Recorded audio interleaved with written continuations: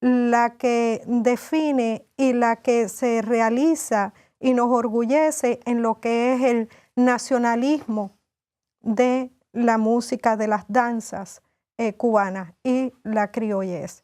También Cervantes tuvo oportunidad de que Gottschalk, que es uno de los músicos que viajaba mucho a Cuba, lo escuchara. Y gracias que Gottschalk le dio la recomendación al papá de Cervantes de que el niño era un niño prodigio, un niño genio, que necesitaba una educación en la música mayor. Y es Gottschalk quien recomienda que se prepare para ir a estudiar a París. Es importante que los televidentes estén conscientes de que la posición geográfica de La Habana va a tener un impacto tremendo en la historia de Cuba. La Habana no es por nada, es una ciudad prácticamente mágica, pero es una ciudad que está a muy pocas millas de la corriente del Golfo de México. Y todo el que iba a América Latina o salía de América Latina tenía que pasar por La Habana. Cuando se libera toda Hispanoamérica para el año 1825, todas las colonias españolas ya eran libres, o independientes, digamos, libres es otra cosa. Pero bueno, ¿qué pasa? Que muchas personas que venían a las Américas preferían quedarse en Cuba porque todavía estaba bajo el régimen español, cuando estoy hablando de españoles, pero también a Cuba llegaron franceses que venían atraídos por la verdad, la belleza increíble de Cuba, la cuestión del carácter cubano que era sumamente generoso. Y tú te das cuenta de que en Cuba pues estaba la mamá de este muchacho que era, el que estamos hablando, era alemana. Sí. Te das cuenta que tienes Brindis de Sada, que era un negro cubano, que era un gran músico, que se casa con una baronesa alemana. Alemana, sí. O sea que siempre ha tenido un gran intercambio con otras culturas, y lo más importante, el cubano siempre ha sido amigo de incorporar, no de dividir, de incorporar de otras culturas. Sí. Perdona, sigue. Sí. Bueno, Cervantes tiene una formación, una educación de Occidente dentro de la música. Dentro de Cuba. Espadero dedicó a eso, y gracias a que Espadero, que era el mejor maestro y tutor, el más caro, sus padres lo pusieron en sus manos, y la formación musical fue de Occidente, fue europea. Así que cuando ya él va para el conservatorio en París a los 18 años, él va con ese background completo europeo. Su padre lo acompaña a París, y ahí vemos la dedicación de ese papá, que era de Camagüey y era una familia de clase media, como dijimos anteriormente, hijo único, así que fue dedicado todo a apoyar la carrera musical de Cervantes. A los 18 años va a París, y ahí está 4 años consagrado, ganó premios de conservatorio en París de piano. El maestro Bobby tiene anécdota con otros grandes músicos en París, porque él se destacó desde que llegó al conservatorio en París. La danza cubana que procede de la contradanza fue originalmente un género bailable, luego sustituido por el danzón. Comienza a evolucionar, transformándose como forma independiente para convertirse en un género instrumental puro. Ambos géneros, al igual que el danzón, la habanera, el changüí, contradanza y la danza cubana, son la síntesis de la música cubana del siglo XIX y el punto de partida de toda la música cubana en el siglo XX. Voy a interpretar otra danza de Cervantes. Esta me toca muy profundo, y ahí yo creo que es el punto a donde yo me he sumergido con Cervantes, y esta pieza se llama Adiós a Cuba. En breve yo fui exiliado de Cuba, botado de Cuba, y Cervantes también en ese modo. Él escribió esta pieza en Nueva York cuando estaba exiliado. Sabemos de Cervantes que estaba muy envuelto en la independencia de Cuba, haciendo muchos conciertos con el violinista José White y otros músicos por toda Cuba, y después lo expulsaron para Nueva York y siguió allí haciendo conciertos para recordar fondos para la independencia de Cuba. Y allí fue a donde escribió la mayoría de sus 40 danzas, pero esta pieza se llama Adiós a Cuba. Now, como yo le expliqué antes, el sentido, cuando ustedes escuchan esta pieza con el piano y la escuchan con la flauta, es un sentido, yo sé que él estaba llorando cuando escribió esta pieza, punto. Y cuando yo pienso de Cuba y yo, ¿sabes? Me votaron, llegué aquí, yo tuve que fajarme para buscar mis raíces. Eso lo tenía dentro ya por mis genes, pero tuve que fajarme y buscarle, ir a oír la música y eso, porque me fui de muy niño.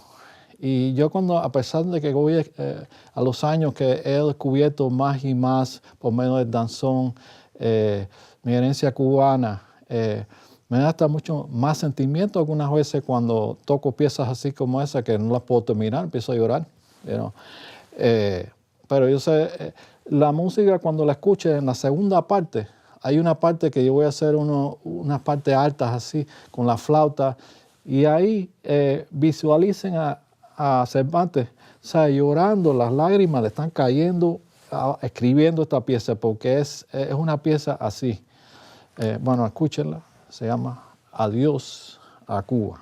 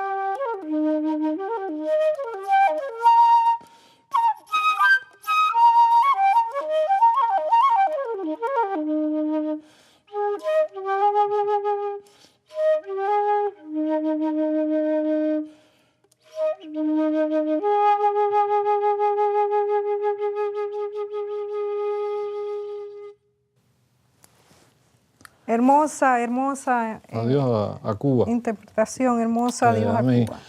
Yo no tuve un chance de decirle en sí, porque tenía 7 años, salí de Cuba, pero siento el sentimiento eso de que, todos los días de mi vida le dije adiós a Cuba, y siento la música dentro, y por ahí yo vivo esa experiencia de mi herencia, mi música cubana, que yo amo, y toda mi cultura cubana. hasta que el día que podamos regresar. Así es, esta danza, como decía el maestro Bobby, la mayoría de las danzas las compuso en Nueva York, porque él después de estar 4 años en Europa, regresa a Cuba con 23 años. Muchos se preguntan, bueno, ¿por qué no se quedó en Europa? Si en Europa él era tenía mucho futuro. Pero ahí es que entramos en el amor a Cuba. ¿Por qué Cervantes es el músico nacionalista? No solo por su belleza de la creación de las danzas, sino por su amor a Cuba. Él cuando sale a Nueva York, que fue entre 1875 a 1879, como decía el maestro, lo sacan de Cuba porque su actividad en los conciertos que hacía para recaudar fondos para la independencia de Cuba. Cuando él escoge ir a Estados Unidos, precisamente es porque está cerca de Cuba y porque puede seguir haciendo lo mismo, recaudando fondos con sus conciertos para ayudar a la independencia. Así que el amor a Cuba, él lo manifiesta no solo en sus danzas, en sus composiciones, sino también en lo que él hace. Y esta danza a Dios, a Cuba, refleja el sentimiento y como dice el maestro, en algún momento uno puede sentir que estaba llorando por su amada Cuba. Cuba fue su eterna novia. Aunque ya estaba casado, Cervantes tuvo, de ser hijo único, tuvo 14 hijos, pero su eterna novia, su eterna amante, siempre fue Cuba. Cervantes, como músico, siento la música de él de una manera especial. Yo considero que Cervantes fue el primer músico jazzista cubano, latino. Su música brota de inflexiones jazzísticas, progresivas, diferentes tiempos, para abajo, para arriba. Voy a tocar 3 piezas ahora. Estas danzas él la escribió para 4 manos en el piano. La primera se llama Los Delirios de Rosita. La segunda, La Camagüeyana. Y la tercera, Los Muñecos. ¿Okay? Escuchen.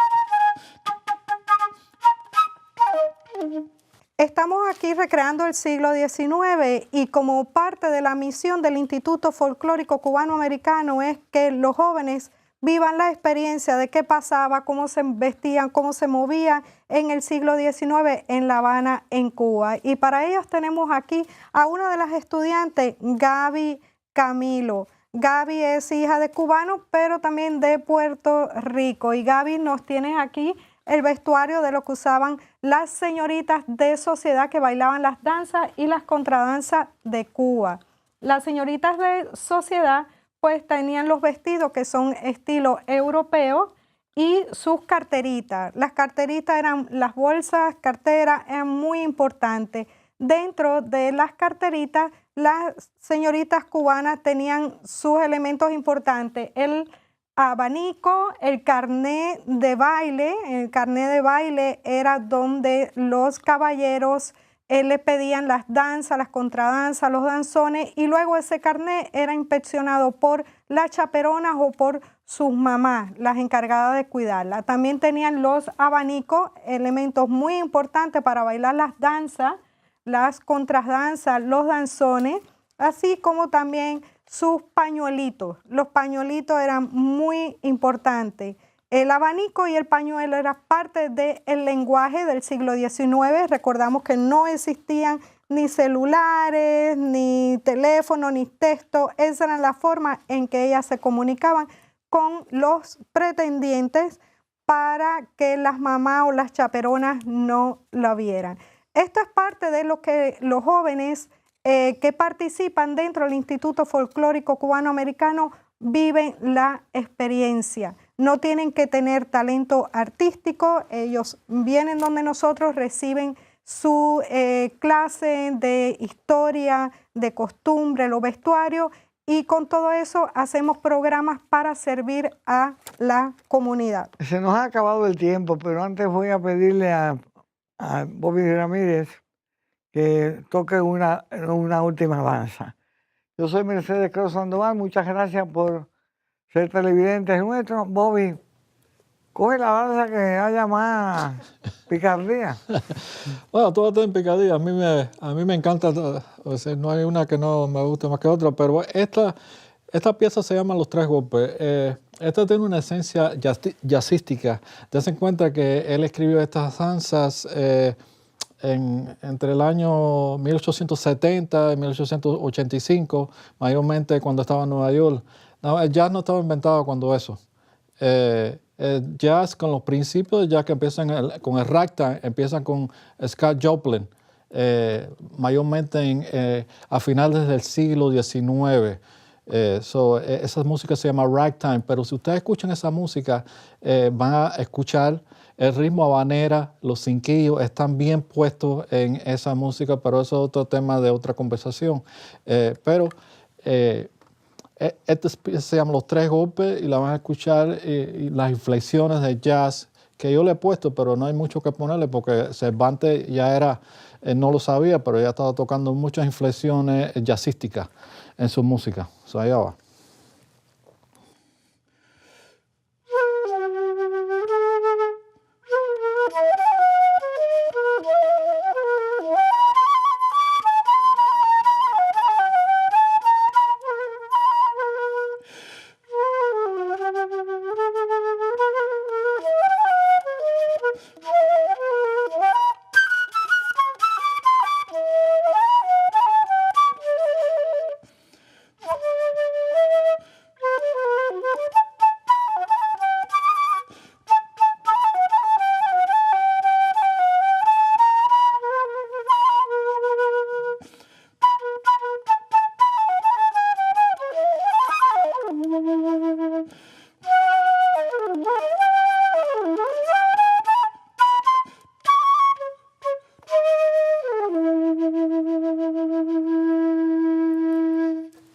Los Tres Golpes. Muchas gracias, doctora. Están buenos los golpes, están buenos los golpes. Bueno, pues con esto nos despedimos hasta el próximo programa que voy a grabar con ellos, que es la historia del danzón. Muchísimas gracias por ser nuestros televidentes.